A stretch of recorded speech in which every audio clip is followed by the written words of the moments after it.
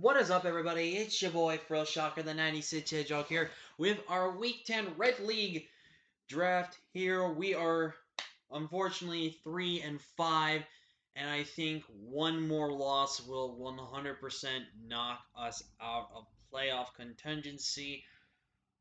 But we are undetermined on whether or not we are giving a Week 9 win. Once I know about the Week 9 status, I'll let you guys know in either the battle or in a team builder in the future regarding the Red League. Excuse me. So I will obviously let you guys know about that going into the future. But right now, we're just going to focus on Week 10. And this is a very hard matchup for us here, but we're going to do the best we can. If you guys are excited, leave a like if you haven't already, subscribe if you are new, join the Phil Shocker crew today because you'll be rolling with the king of the crew. With that being said, let's break down this matchup. We are going against the New Mexico Lotads here, and their team as follows: has Urshifu Single Strike, Torkoal, Toxapex, Mega Scizor, excuse me, Azumarill, Latias, Rotomo, Miltank, Gothorita, Aerodactyl, and Golurk. So breaking down this matchup, I don't think Golurk comes. I feel like Golgurt. I almost want to name a Golurk deck now. But with Golurk, I feel like Why am I struggling to say this mon's name? I feel like Golurk is forced into Assault Vest and forced to struggle with 4 moves off syndrome. I definitely think things like Earthquake, maybe something like Thunder Punch, then maybe something like having to be Shadow Punch or Poltergeist, and then maybe something like Ice Punch.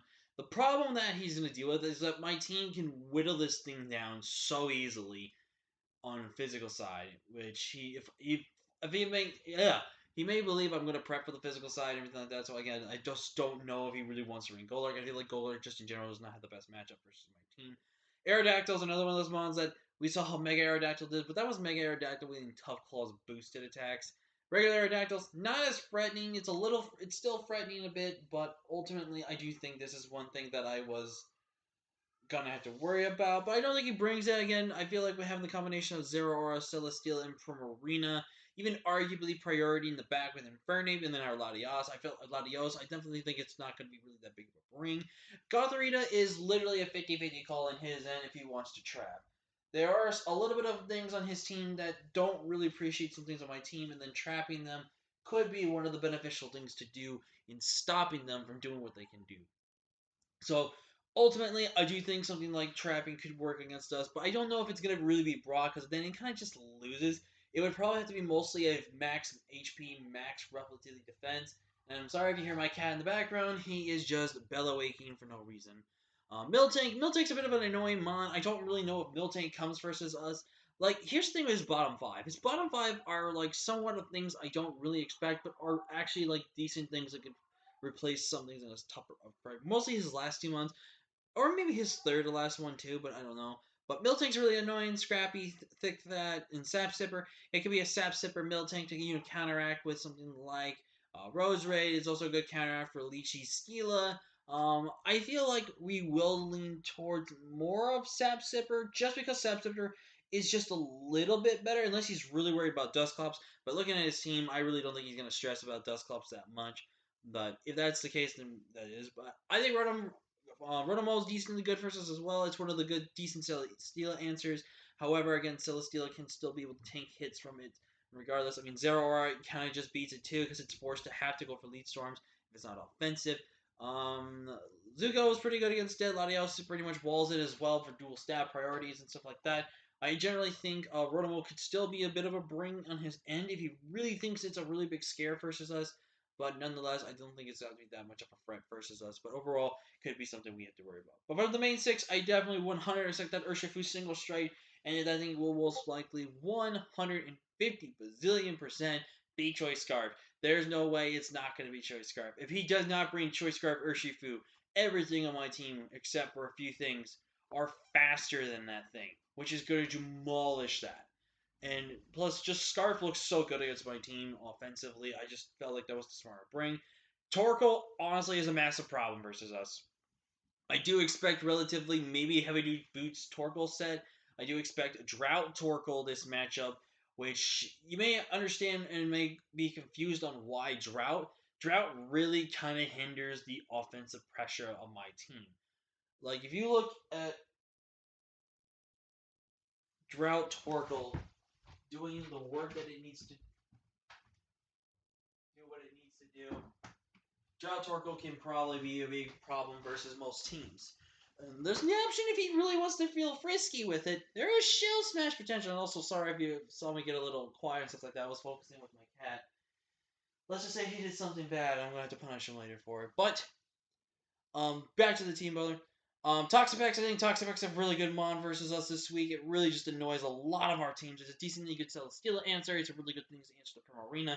It's also a really good counteractive wall toward things like our Mandibuzz. It's also a fantastic wall and stops pretty much everything from our Infernape from doing much. Mega Scizor, even though we do have a lot of good answers potentially to Mega Scizor, I think Scizor is still a relatively good bring versus his end. As in late game could get really good priority. Like I said, this could maybe be swapped out for something if he's really fearing a good couple of my things. Azumarill, I have really limited switches to Choice Banded Azu. Azu is just so annoying versus my team. Azu, I definitely expect to be more bulky offensive, so definitely like Adamant Max attack, and then something like Max HP, or potential speed investment for 0 speed on Mons on my side of the field potentially. But I could just see him wanting to go like max of HP and attack for Adamant in that type of regards. But nonetheless, there's where I can see that. And I think Latias, I think healing with support. I think overall Latias is just a nuisance versus our team.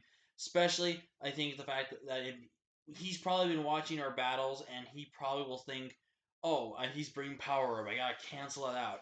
There's where the Mystical Fire is gonna come into play. I also think things like Dual Stab hits our team relatively good, but I could see something maybe like either just Dragon or Psychic Stab. Then maybe something like Roost or Reflect type, arguably as well, just to be really annoying versus our team in general. So definitely something to kind of keep note with that. So with that being said, let's go ahead and break down the team we are bringing this week for you guys. And the first one we're bringing up, and I looked at this matchup, it's Zera Aura 100%. Bulk Up Zera is just so good this game. Bulk Up Plasma Fist, Blaze Kick, and Play Rough. I am running Blaze Kick over Drain Punch as a way, because with Blaze Kick it does still check the Rota, which is really good, and it checks his Mega Scizor to the key. I would have loved to put Drain Punch on this set, but I didn't think we really needed it per se. But Plasma Fist hits about every single thing on his team super effectively, hard and neutrally hard as well. Player Up is really just there for the Urshifu. I want to guarantee knock that thing out regardless. We are running the Magnet boosted Plasma Fist, 1 to 2 KOs, pretty much about everything on his team with a boosted attack with Bulk Up. Running 72 in HP, max attack, Adamant 36 defense, 22 speed depth, and 116 speed. With it, we are faster than everything in his team except for Scarf Urshifu. So if anything else is Scarf, potentially we'll see it right there. But other than that, with this Bulk Up, we also stop Ozzy from just clicking Aqua Jet versus our team, which is also relatively good. Up next, we're bringing the Tilted Towers, and we're bringing a very risky set, I feel like. We're bringing kind of defensive with speed investment on Celesteela this week. We're in max HP, 124 defense, bold nature, 16 special attack, and 116 speed. I'm going to take the gamble. I'm going to run the defense boost in this matchup because I feel like defense boost is relatively good in this game. However, defense boost isn't necessarily the main thing I want to do with this mon. However, it's really good against things like the Miltank. It's really good against the Aerodactyl and stuff like that. We are risked to having running Meteor Beam on most of everything, but here's where the substitute play gets into play. The goal is to go for the substitute, right? Substitute, in comes on the Torkoal. I click Meteor Beam as he clicks Lava Plume, and then I get to fire off my Meteor Beam and knock him out. Unless he's, of course, the Chardy Berry, or he is fully max HP, max Padef, which may be the only potential chance I can see him living one. Actually, let's look at Torkoal here. Torkoal, really? I hate when my computer does this. Let's say support, and let's say 252, 252. Really? I don't know why my computer is being so slow. And we look at Celesteela. Let's say Autotomize Sweeper. Oh my god, I hate when my computer does this, man. And we only have like 12. At +1, if he's max HP, max defense with the +1 Meteor Beam, we don't guarantee knock him out. So that's gonna come down to where he's max HP. I feel like he's gonna be more of like a mixed bulk set. I feel like he's gonna be limited for pushing towards a little bit more of Spadef. But I really feel like when it comes down to it, I feel like, again, we take one hit from him, and then once we get to +1 here with our air slash, then we do 34 to 40%, which means on the next turn, if we do live his lava plume that is in the sun, we do basically do a lot of damage to him. So that's going to be something to very much be important about that.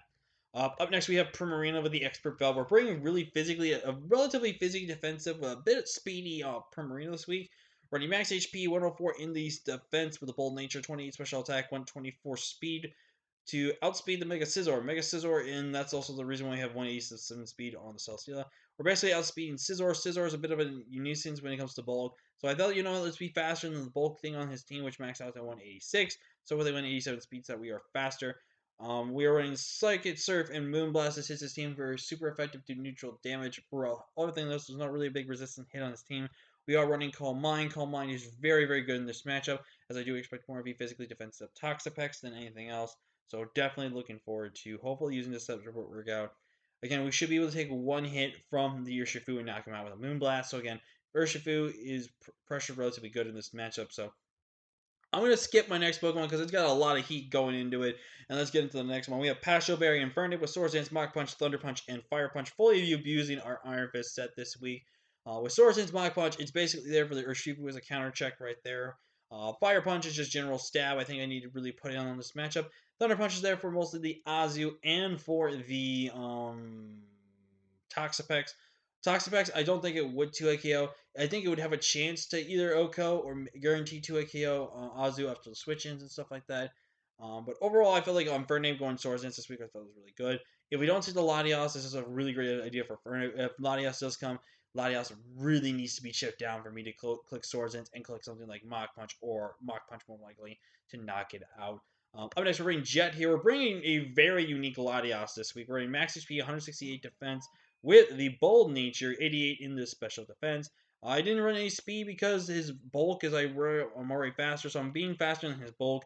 I should at least take maybe one Wicked Blow, but that's about all I really need to take. Running Mystical Fire, Dragon Pulse, and Psychic. Mystical Fire 1v1s the Scizor. It also helps me 1v1 against Latias, and where I can win against Latias. Dragon Pulse is there for Latias. Psychic hits about everything with his team for super effective neutral damage, and Root's there for recovery options as well. I felt like this was a really good set to bring, and I don't think it's going to be a set he's going to be really expecting, which I hope we will still throw him off guard with.